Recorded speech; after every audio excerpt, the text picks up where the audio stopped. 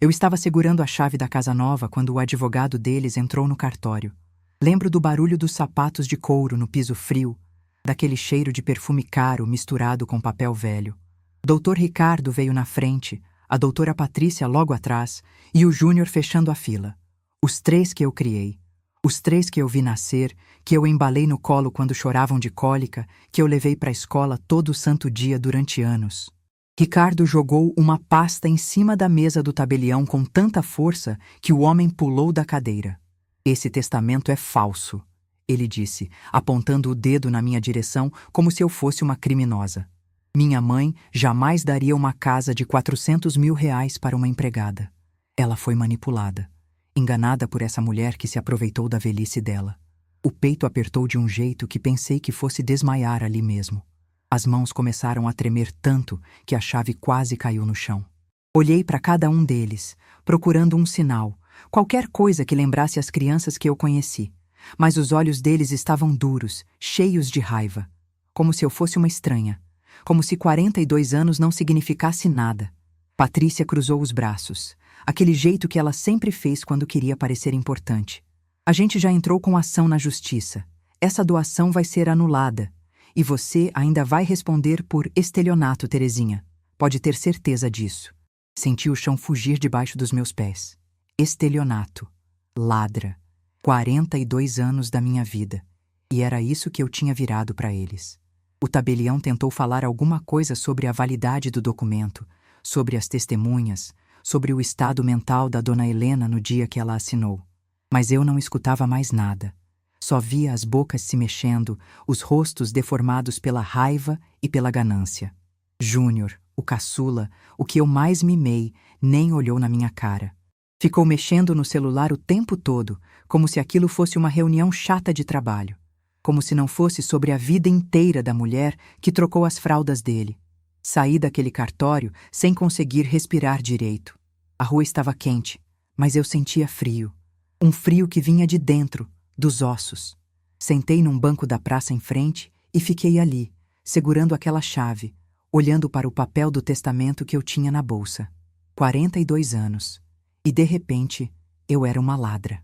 Mas para entender como cheguei até ali, segurando uma chave que diziam que não era minha, sendo acusada de roubar o que me foi dado como último gesto de amor, preciso voltar no tempo. Preciso contar desde o começo. Meu nome completo é Terezinha da Conceição Silva. Hoje tenho 68 anos e moro em Resende, no Rio de Janeiro. Nasci e cresci aqui mesmo, no bairro Barbosa Lima, numa casa de 3 cômodos que meu pai construiu com as próprias mãos. Ele era pedreiro, minha mãe fazia marmita para fora. A gente sempre foi pobre, daquele tipo de pobreza que não escolhe, que já vem de berço. Comecei a trabalhar com 14 anos. Minha mãe arrumou um serviço para mim na casa de uma família conhecida, mas não deu certo. Fiquei lá só 6 meses. Depois trabalhei em mais 2 casas, sempre limpando, cozinhando, passando roupa. Ganhava uma miséria, mas era o que tinha. Em março de 1982, uma vizinha da minha mãe comentou que a família Mendes estava procurando uma empregada fixa. Era uma família importante de Resende. O Dr. Augusto Mendes era médico, clínico geral e tinha um consultório no centro. A esposa, Dona Helena, era professora aposentada. Eles tinham 3 filhos pequenos. Ricardo, com 8 anos, Patrícia, com 6 e Júnior, que tinha acabado de fazer 4. Fui fazer a entrevista numa terça-feira de manhã. A casa ficava na Rua do Comércio, bem no centro, um sobrado grande, branco, com uma varanda na frente cheia de samambaias. Dona Helena me recebeu na sala. Era uma mulher bonita, cabelo castanho preso num coque, vestido azul marinho e sapato de salto baixo. Tinha jeito de quem nasceu com educação, sabe? Aquele jeito suave de falar, de sentar ereta na cadeira. Terezinha, a gente precisa de alguém que more aqui de segunda a sábado, ela explicou. Domingo você folga. O trabalho é cozinhar, limpar, lavar, passar e ajudar com as crianças quando eu precisar. Você tem experiência com criança? Tenho sim, Dona Helena. Cuidei dos meus irmãos mais novos e já trabalhei em casa de família com criança pequena. Ela sorriu. Um sorriso cansado, mas gentil. Então vamos tentar. Você começa segunda-feira. Lembro que voltei para casa quase correndo. Contei para minha mãe, para o meu pai e para os meus irmãos. Finalmente um emprego fixo, numa casa boa, com gente que parecia decente. Eu tinha 26 anos e achava que a vida estava começando a dar certo. Os primeiros anos foram bons. Dona Helena me tratava com respeito. Não era daquelas patroas que ficam vigiando cada movimento, que reclamam de tudo. Ela me ensinou o jeito que ela gostava que as coisas fossem feitas e depois confiava em mim. O Dr. Augusto era mais seco, mais fechado, mas nunca foi grosseiro. Cumprimentava de manhã, agradecia a comida e só. As crianças eram a minha alegria. Ricardo era o mais sério. Já naquela idade parecia um adulto em miniatura. Patrícia era vaidosa. Vivia pedindo para eu pentear o cabelo dela de jeitos diferentes. E o Júnior era o mais carinhoso, o que mais grudava em mim. Me chamava de tia Terê. Eu acordava às 5 da manhã, preparava o café, levava o Ricardo e a Patrícia para a escola, voltava, dava banho no Júnior, fazia almoço, limpava a casa, buscava as crianças, ajudava na lição e fazia janta. Dormia num quartinho nos fundos, pequenininho, mas era meu. Domingo eu ia para a casa da minha mãe. Não era uma vida fácil, mas era uma vida. Eu tinha onde dormir, o que comer, e as crianças me davam um propósito. Com o tempo, fui percebendo que eu gostava mais deles do que da minha própria vida lá fora. Mas antes de continuar, me conta. De onde você está me ouvindo? Deixa sua cidade nos comentários. Adoro saber até onde essas histórias chegam. Se você é novo aqui, se inscreva e ative o sininho. Toda segunda, quarta e sexta ao meio-dia tem história nova. Os anos foram passando. Ricardo entrou na faculdade de medicina em 1992. Patrícia fez direito. Júnior escolheu administração. Eu vi os três crescerem, se formarem, virarem doutores. E ao mesmo tempo fui ficando. Fui me enraizando naquela casa como se fosse minha. Dona Helena sempre foi gentil comigo, mas havia uma distância. Era a distância entre a patroa e a empregada. Ela nunca sentava na mesa comigo. Nunca me chamava pelo nome sem o Terezinha formal, mas dentro daquele limite, ela era justa. Dr. Augusto morreu em 2004. Foi a primeira vez que eu vi Dona Helena chorar de verdade. E foi a primeira vez que ela segurou minha mão e disse: "Obrigada por estar aqui, Terezinha. Não sei o que eu faria sem você." Depois do enterro, os filhos sumiram de novo. Ricardo estava casado, morando em Volta Redonda. Patrícia tinha ido para São Paulo fazer especialização. Júnior trabalhava no Rio. Sobramos eu e Dona Helena naquela casa grande e silenciosa. E foi nesse silêncio que a nossa relação começou a mudar. A primeira vez que senti o desprezo deles de verdade foi no Natal de 2010. Eu tinha preparado a ceia inteira. Peru, farofa, arroz, saladas e sobremesas. Passei 3 dias na cozinha. Dona Helena tinha insistido que eu sentasse na mesa com a família, mas Ricardo foi claro. "Mãe, com todo respeito, mas a Terezinha é empregada. Ela come depois, na cozinha. É assim que funciona." Senti o rosto queimar. 28 anos de casa, 28 natais preparando aquela ceia. E eu ainda era só a empregada. Dona Helena abriu a boca para falar alguma coisa, mas ele cortou. "Não complica, mãe. É melhor assim. A Vanessa..." Ele apontou para a esposa dele. "Não se sente confortável com a empregada na mesa." Comi sozinha na cozinha, enquanto escutava as risadas deles na sala. O peru estava seco na minha boca. Não tinha gosto de nada. Em agosto de 2013, Dona Helena teve uma queda e quebrou o fêmur. Ficou internada 15 dias. Eu ia todo dia no hospital, levava comida, ficava com ela. Os filhos apareciam de vez em quando, sempre correndo, sempre com desculpa de trabalho. Quando ela recebeu alta, o médico disse que ela precisaria de fisioterapia em casa, de ajuda para tudo. Banho, comida e remédio. Ricardo me ligou em um sábado. "Terezinha, você vai precisar ficar aí direto agora. Sem folga aos domingos por enquanto. A gente paga um extra." "Mas, doutor Ricardo, domingo é meu único dia para ver minha família." "Olha, se não der para você, a gente arruma outra pessoa. Você decide." Fiquei. Claro que fiquei. Onde é que eu ia arrumar outro emprego com 61 anos? Passei a cuidar de Dona Helena em tempo integral. Virar ela na cama, trocar fralda quando ela não conseguia levantar, dar banho, pentear o cabelo. Ela chorava de vergonha às vezes. Me desculpa, Terezinha. Me desculpa você ter que fazer isso. Não precisa pedir desculpa, dona Helena. Eu estou aqui. E eu estava. Mas os filhos, não. Meses inteiros passavam sem visita. Ligavam de vez em quando, conversas rápidas, sempre apressadas.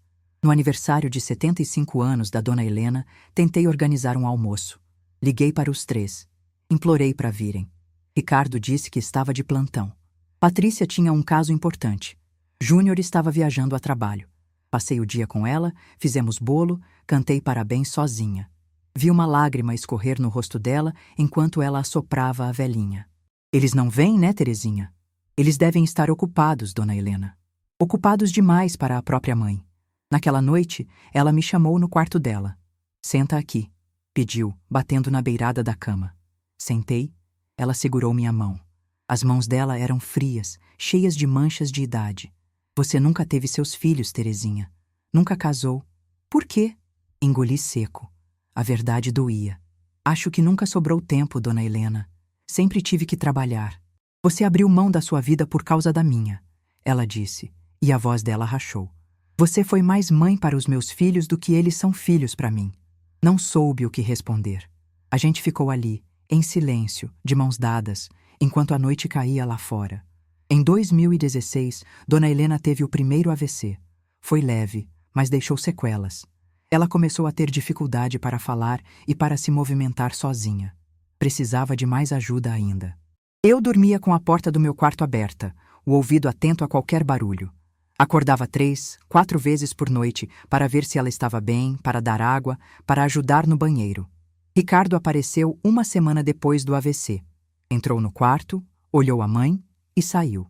Nem cumprimentou ela direito. Desceu para a cozinha onde eu estava preparando o almoço. E aí, ela vai melhorar? Os médicos disseram que sim, doutor Ricardo. Mas vai precisar de fisioterapia, de paciência.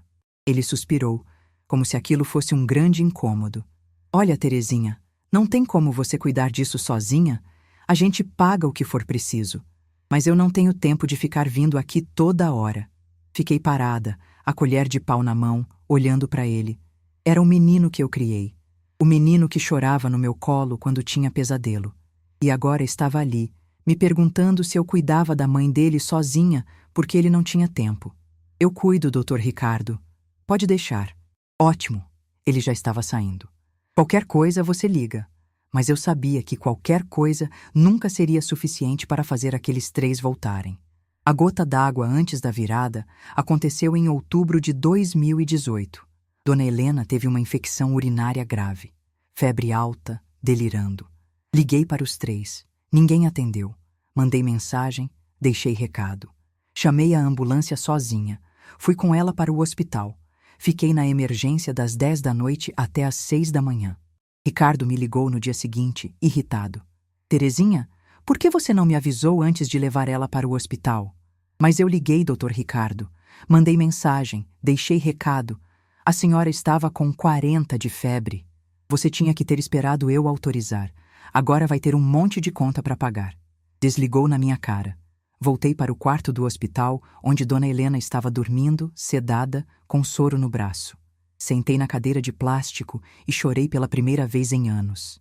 Chorei de cansaço, de raiva, de humilhação. Uma enfermeira passou, viu meu estado. A senhora é filha dela? Limpei o rosto. Não, só a empregada. Empregada? Ela franziu a testa. Pensei que fosse família de verdade. A senhora é a única que está aqui. E era verdade. Eu era a única. Foi em janeiro de 2019 que tudo mudou de vez. Dona Helena já estava mais fraca, mais confusa. Os médicos falaram em demência inicial. Ela passava horas olhando para a parede, às vezes me chamava pelo nome da mãe dela, às vezes nem sabia quem eu era. Numa quinta-feira, Ricardo apareceu sem avisar. Veio com Patrícia e Júnior. Os 3 juntos, coisa rara. Terezinha, precisamos conversar com você. Ricardo disse, sentando na sala sem tirar o paletó. Sequei as mãos no avental e me sentei na pontinha do sofá. A gente está preocupado com a situação da minha mãe. Começou ele, e o tom era sério demais. Ela está muito debilitada. E você também não está mais nova? 63 anos? Será que você dá conta de cuidar dela sozinha? Dou conta sim, doutor Ricardo. Sempre dei. Patrícia se mexeu na cadeira, cruzando as pernas. Ela estava mais dura, mais magra, com aquele ar de quem vive estressada. O que o Ricardo quer dizer, Terezinha, é que talvez seja hora de pensar em alternativas. Uma casa de repouso, talvez. Um lugar com profissionais qualificados. Senti o sangue gelar. Mas a dona Helena não ia querer isso. Ela ama essa casa. Ela sempre disse que queria morrer aqui. Júnior falou pela primeira vez, mexendo no relógio caro no pulso. Mas não é você quem decide o que ela quer ou não, Terezinha. Nós somos os filhos. Ricardo se inclinou para a frente. Olha, a gente ainda não decidiu nada. Mas enquanto isso, tem outra coisa. A gente precisa organizar as finanças da nossa mãe. E para isso, vamos precisar que você nos passe todos os acessos, senhas de banco, documentos, tudo.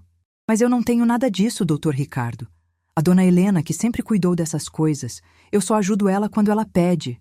Terezinha, a voz dele ficou mais fria. Você está aqui há quantos anos? 37? Você tem acesso a tudo nessa casa. Conhece cada gaveta, cada papel. Não me diz que nunca viu documentos da minha mãe.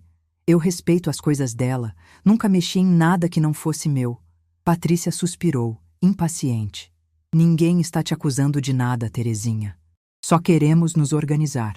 É normal quando a pessoa fica idosa assim. A gente precisa assumir o controle. Controle do quê? Perguntei, e a voz saiu mais alta que eu queria. Dos bens dela? Do dinheiro? O silêncio que caiu na sala era pesado, perigoso. Ricardo se levantou devagar. Cuidado com o que você insinua, Terezinha. Somos nós que pagamos seu salário. Somos nós que mantemos você aqui. Quem me mantém aqui é a dona Helena. Gritei e me assustei com a própria coragem. Vocês mal aparecem, mal ligam. Quem cuida dela todo dia sou eu. Quem acorda de madrugada, quem dá banho, quem escuta ela chorar de saudade de vocês, sou eu. Patrícia ficou de pé também, com a bolsa de grife pendurada no braço. Ah, então é assim? Você acha que porque cuida da nossa mãe tem algum direito especial? Que merece alguma coisa além do salário? Eu nunca pedi nada. Nunca. Só fiz meu trabalho. Trabalho que você é muito bem paga para fazer. Ricardo cuspiu as palavras. Não se esqueça do seu lugar, Terezinha. Você é empregada. Sempre foi. Sempre vai ser. Não importa quantos anos passem. Júnior estava quieto, mas assentia com a cabeça. Covarde. Sempre foi o mais covarde dos três. Ricardo deu um passo na minha direção. E outra coisa. Se minha mãe mudou alguma coisa no testamento recentemente, se ela mencionou fazer alguma doação, a gente precisa saber. É para a proteção dela, para evitar que alguém se aproveite da fragilidade dela. O coração disparou. 3 meses antes, dona Helena tinha me chamado no quarto. Disse que queria fazer uma coisa importante. Que queria me deixar alguma coisa porque eu era como uma filha para ela. Mas fez eu prometer não contar para os filhos até o momento certo. Eu não sei de nada disso. Tem certeza? Os olhos dele estreitaram. Tenho. Ele ficou me encarando por longos segundos. Depois virou de costas.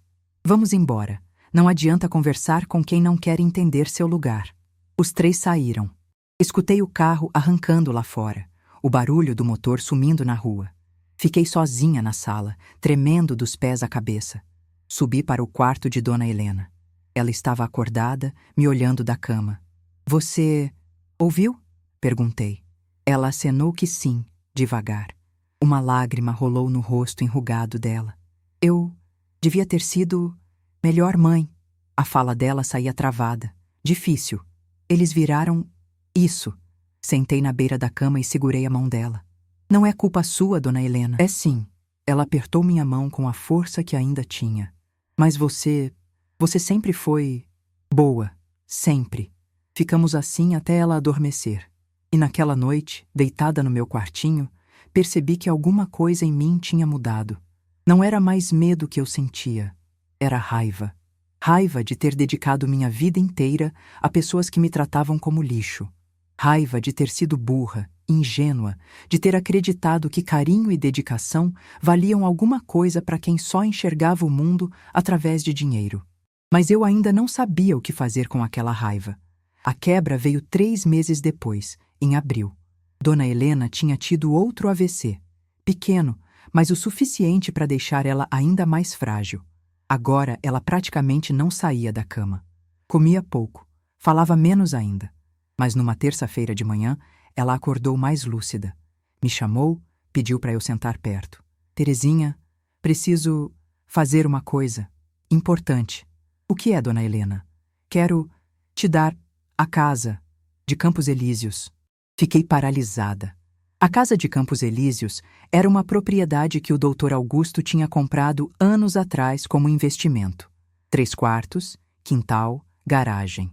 Estava alugada, mas o contrato tinha acabado uns meses antes. Estava vazia. Dona Helena, a senhora não precisa... Preciso sim, ela interrompeu, e a voz saiu firme pela primeira vez em semanas. Você cuidou de mim. 40 anos. Abriu mão da sua vida, dos seus filhos, que você nunca teve, por causa dos meus. E eles não merecem nada, mas eles vão ficar com raiva. Deixa. Uma lágrima escorreu. Eu sei. O que eu estou fazendo é seu, por direito. Ela me fez chamar um advogado, um doutor Hélio, que tinha sido amigo do marido dela.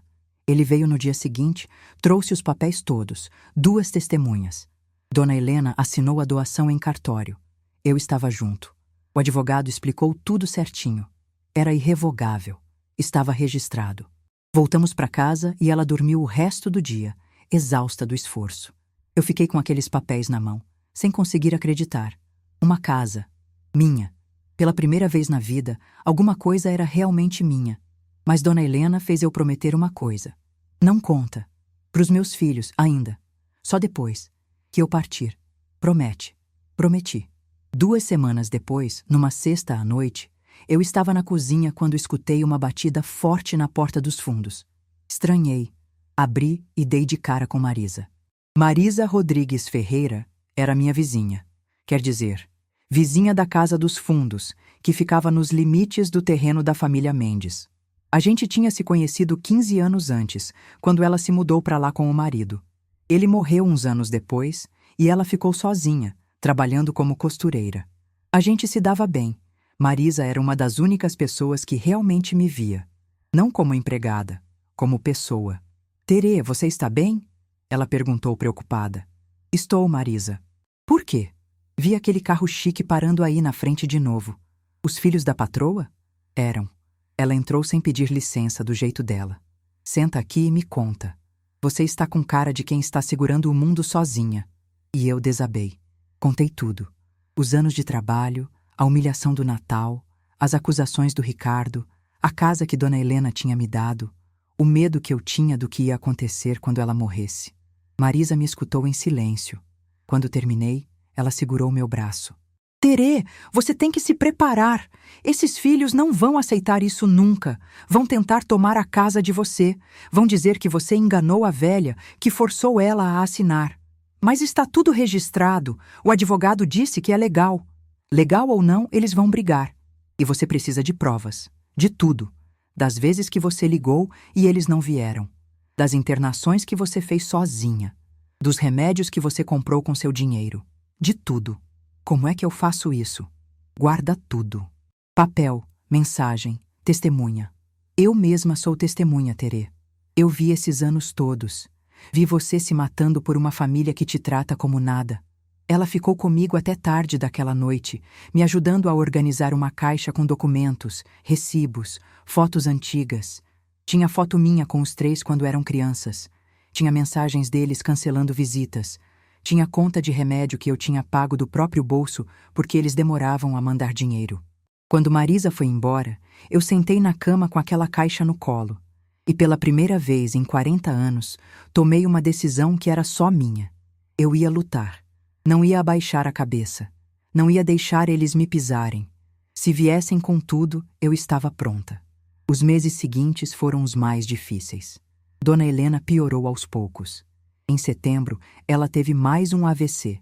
Em dezembro, uma pneumonia. Cada vez mais fraca, mais distante. E eu cuidava, mesmo sabendo que quando ela partisse, o inferno ia começar. Teve noite que deitei na cama e pensei em desistir, em devolver a casa, em aceitar que não era para mim, que eu não merecia. A cabeça martelava. Quem você pensa que é? Só uma empregada, só isso. Mas toda vez que eu pensava em desistir, Marisa aparecia. Terê, você trabalhou 40 anos. 40! Nunca tirou férias direito, nunca recebeu 13º completo. Você tem é que processar eles ainda. Eu não quero briga, Marisa. Só quero paz. Paz? Eles vão te dar paz? Terê, acorda. Eles vão tirar tudo de você se puderem. Ela tinha razão. Eu sabia que tinha. Em fevereiro de 2020, Ricardo me ligou. Voz falsa, educada demais. Terezinha, a gente precisa conversar sobre o futuro. Quando minha mãe partir, você vai precisar sair da casa. É uma propriedade da família. Tenho certeza que você entende. O coração apertou. Entendo, doutor Ricardo. Ótimo. E sobre os seus direitos trabalhistas, a gente vai acertar tudo certinho. Pode ficar tranquila. Desliguei tremendo. Marisa, que estava tomando café comigo, viu meu estado. Ele já está planejando te botar para fora. Eu sei. E você vai deixar? Respirei fundo. A casa que Dona Helena me deu estava registrada no meu nome desde o ano passado. Mas eles não sabiam. E quando descobrissem, iam fazer de tudo para tirar de mim. Não vou deixar, Marisa. Mas tenho medo. Medo de quê? De perder. De ficar sem nada. De eles provarem que eu sou só isso que eles dizem que eu sou. Marisa segurou minha mão com força. Você é muito mais do que eles dizem. E você não está sozinha. Quando a hora chegar, eu vou estar lá. Vou depor o que for preciso. Vou contar tudo o que vi nesses anos. Aquelas palavras me deram um pouco de força. Um pouco só. Mas era melhor que nada. Dona Helena faleceu em 15 de novembro de 2023. Foi numa manhã de terça-feira. Ela dormiu e não acordou mais. Morreu em paz, na cama dela, na casa dela. Chorei segurando a mão fria dela. Chorei por ela, por mim, pelos 42 anos que passamos juntas. Chorei porque ela tinha sido a pessoa mais importante da minha vida. E eu nem sabia se tinha sido importante para ela de verdade ou se eu era só a empregada conveniente. Liguei para os 3. Ricardo chegou primeiro, 2 horas depois. Entrou no quarto, olhou a mãe morta e não derramou uma lágrima. Só fez ligações, organizou o velório e enterro, tratou tudo como tarefa administrativa. Patrícia chorou, mas era um choro performático, de quem sabe que precisa chorar porque é esperado. Júnior nem veio pro velório. Mandou flores. Flores caras, mas só flores. No enterro, fiquei no fundo, longe. Ninguém me cumprimentou. Ninguém me agradeceu pelos 42 anos. Eu era invisível até ali. Quando jogaram terra no caixão, senti uma mistura de alívio e terror. Dona Helena tinha ido. E agora, o que viria era guerra. 3 dias após o enterro, Ricardo mandou uma mensagem. Terezinha, precisa desocupar a casa até o final do mês. Vamos vender. Sobre seus direitos trabalhistas, passa seus dados que a gente acerta. Não respondi. Em vez disso, liguei pro advogado. O doutor Hélio me recebeu no escritório dele no centro de Resende. Um homem de uns 70 anos, cabelos brancos, óculos grossos. Ele tinha sido amigo do doutor Augusto e era quem tinha feito a doação da casa para mim. Dona Terezinha, sinto muito pela perda da Dona Helena. Ela era uma grande mulher. Obrigada, doutor. E imagino que os filhos já começaram as pressões. Já. Querem que eu saia da casa principal. E tenho certeza que quando descobrirem da outra casa, vão tentar tirar de mim. Ele abriu uma pasta cheia de documentos. Deixa eu te explicar a situação legal. A casa de Campos Elíseos foi doada para você em abril de 2019, registrada em cartório, com testemunhas, com Dona Helena em pleno gozo das faculdades mentais. Um médico atestou que ela estava lúcida no momento da assinatura. A doação é irrevogável. Legalmente, a casa é sua. Mas eles vão dizer que eu manipulei ela. Vão tentar. Mas não tem provas. E nós temos provas do contrário. Tem o laudo médico, tem as testemunhas, tem o registro. E mais. Dona Helena deixou uma carta. Você sabia? Arregalei os olhos. Não. Ele tirou um envelope da pasta. Ela me entregou isso 1 mês antes de falecer. Pediu que eu desse a você quando chegasse o momento. Pode abrir. Abri com as mãos tremendo. Era a letra trêmula da Dona Helena. Terezinha, se você está lendo isso, eu já parti. Quero que saiba que a casa é sua por direito. Você foi mais filha para mim do que os meus próprios filhos. Cuidou de mim, me amou, ficou quando todos foram embora. Não deixe eles te tirarem o que é seu. Você merece. Com amor, Helena. As lágrimas caíram no papel. Além disso, Terezinha, temos outra questão. Seus direitos trabalhistas. 42 anos de trabalho. Você sempre foi registrada? Nos primeiros 20 anos, não. Depois, sim, mas nunca certinho. Muita coisa paga por fora. Você tem provas de tudo isso? Abri a bolsa e tirei a caixa que Marisa me ajudou a organizar. Recibos antigos, fotos, mensagens impressas, caderno onde eu anotava os pagamentos. O doutor Hélio passou 1 hora analisando tudo. No final, fez as contas. Terezinha, pelos meus cálculos, só de verbas trabalhistas atrasadas, férias não pagas, 13º incompleto, você tem direito a no mínimo R$ 385 mil. Talvez mais. A cabeça girou. Tanto assim? 42 anos, Terezinha, e eles nunca te pagaram direito. Isso sem contar que você trabalhou sem folga, sem limite de jornada, cuidando de uma pessoa doente sem adicional de insalubridade. Se a gente for para a justiça, ganhamos fácil. E se eles entrarem com processo para tirar a casa? A gente entra com processo trabalhista ao mesmo tempo. E deixa eu te dizer uma coisa. Quando os filhos descobrirem que você tem direito a quase R$ 400 mil de dívidas trabalhistas deles, eles vão pensar 2 vezes antes de te processar. Porque aí a gente pede penhora de bens da herança para pagar você. Pela primeira vez em semanas, senti um fiozinho de esperança. O senhor aceita meu caso? Aceito, e vou fazer questão de lutar por você. Saí daquele escritório com a cabeça erguida. Tinha um advogado. Tinha provas, tinha uma carta da dona Helena e, acima de tudo, tinha razão. Passei os dias seguintes organizando tudo. Fui no cartório, peguei cópias autenticadas da doação. Fui ao banco, abri uma conta só minha pela primeira vez na vida. Liguei para Marisa. Preciso da sua ajuda como testemunha. Você topa? Topo tudo, Terê. O que você precisar. E tem mais. Quero me mudar logo para a casa de Campos Elíseos, antes que eles descubram e tentem alguma coisa. Então vamos, eu te ajudo. Nós duas passamos um final de semana inteiro limpando a casa, arrumando. Marisa chamou o filho dela para ajudar com os móveis que eu tinha, que eram poucos, quase nada. Levei minhas roupas, meus pertences, as poucas coisas que eram realmente minhas. Deixei a casa principal vazia, só com os móveis da família Mendes. Deixei as chaves em cima da mesa da sala, com um bilhete. Saí conforme solicitado. A casa está limpa e em ordem. Aguardo contato sobre acerto trabalhista. Terezinha. E fui embora. 42 anos naquela casa, e saí levando apenas 2 malas. Na casa de Campos Elíseos, sentei no chão da sala vazia e olhei em volta. 3 quartos, sala, cozinha, banheiro, quintal com árvores. Tudo meu. Pela primeira vez na vida. Um teto que era meu. Marisa sentou do meu lado. E agora? Agora a gente espera o caos começar. E ele veio. Mais rápido do que eu imaginava. Levou exatamente 1 semana para Ricardo descobrir onde eu estava. E como descobriu? Numa quinta-feira, às 8h30 da manhã, a campainha tocou. Abri e dei de cara com os 3. Ricardo, Patrícia e Júnior. Todos de preto. Todos com cara de quem não dormiu direito. Precisa explicar pra gente o que você está fazendo nesta casa, Ricardo disse, empurrando a porta e entrando sem pedir licença. Moro aqui, é minha casa. Sua casa? A voz dele subiu. Essa casa era da minha mãe. Era, e ela me doou, em 2019. O silêncio que caiu foi pesado, perigoso. Patrícia ficou branca. Você... está dizendo que nossa mãe te deu uma casa de R$ 400 mil?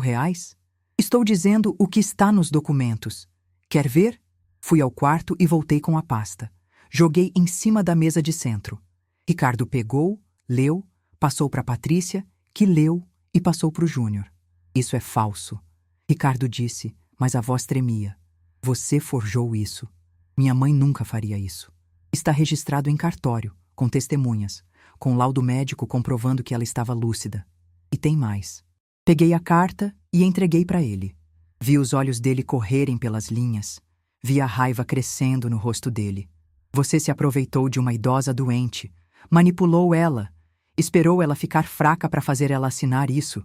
Eu cuidei dela por 42 anos. Onde vocês estavam?